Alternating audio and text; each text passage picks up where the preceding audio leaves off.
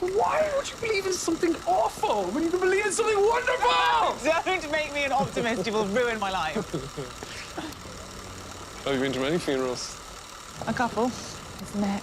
And you never felt them go somewhere? No, they were already gone. His beautiful neck. What? This moment, right here, cuts to the very fiber of the human experience.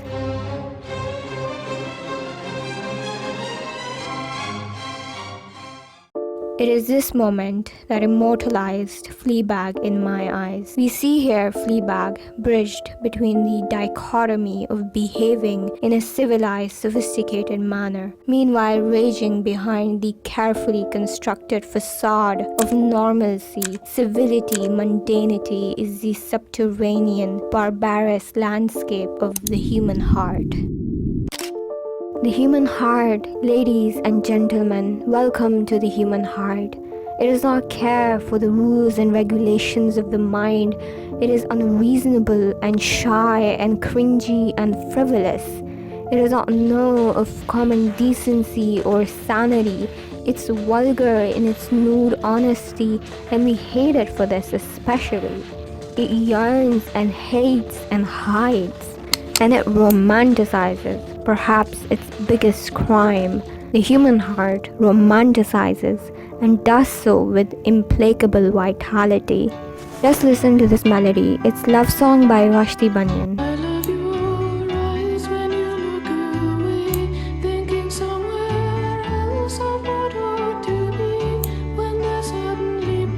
Throughout this unbearably vulnerable piece of art, you hear the singer reminiscing the subject of their unrequited love, their idiosyncrasies and intricacies, the way the sunlight swims in their eyes or the way they move or laugh.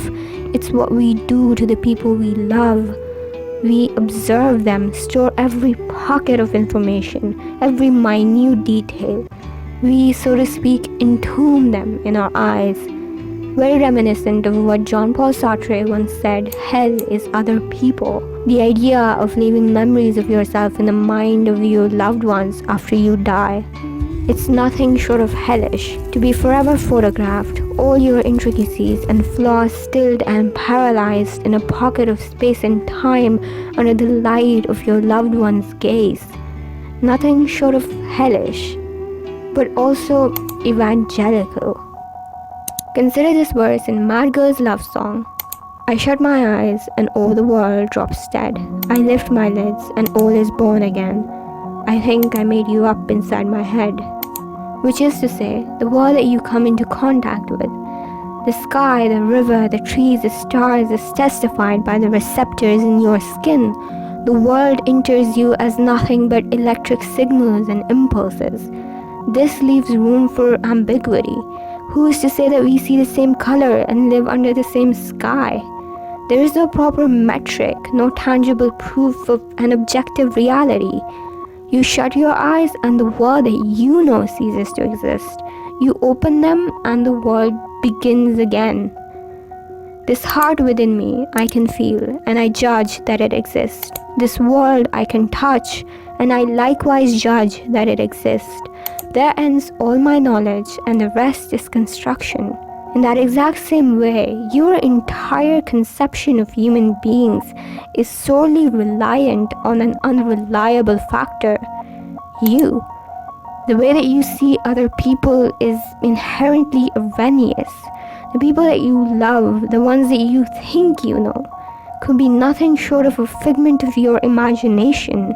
We all commit atrocities on each other. Every second we're around each other, every conversation, every interaction is a crime scene, a Shakespearean tragedy, a catastrophe of alarming proportions. We reduce each other, torment each other, love each other. Human interaction is an art of violence, and romanticism is the most atrocious work of art. So here's to the person I have romanticized to death, quite like Fleabag. With 90% water and potassium and magnesium and body hair and freckles and pigment and other excruciating, ordinary things. It is atrocious that you should do such miraculous things to my mind, Sometimes I forget that you're an actual real human and not just a figment I created in my head.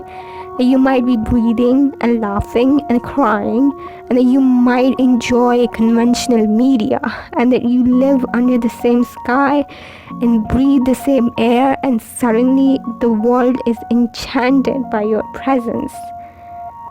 The world is more lovelier because it is something that I share in common with you.